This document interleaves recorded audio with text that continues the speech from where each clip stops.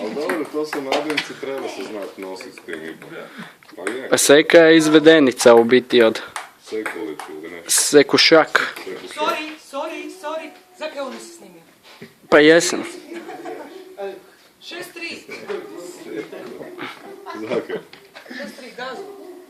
Veš, kot, tak si ti Aha, 6-3. Škotska. Da, pa svi me pitaju uvijek kako je to neka skraćenica nadima kao.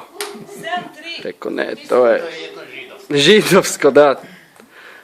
Na jidišu škoc kao znači nestašni židovski dječačić. Ne, to.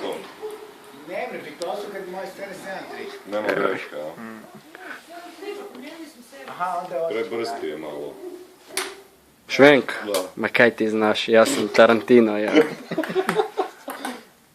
Kaj ti znaš? Savske. To je dinamika, kuviš. Da, ono, Lars von Trier, ne? Nisam ti ja Kubrick da ono, tu švenkam. Pic, nešto.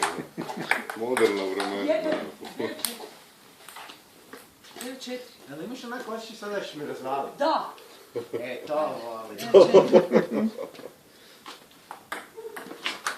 Kako to trikovi? 4. Jebote, to je po sekundi ono 4-5 megabajta. To je bolest. Ha! 4.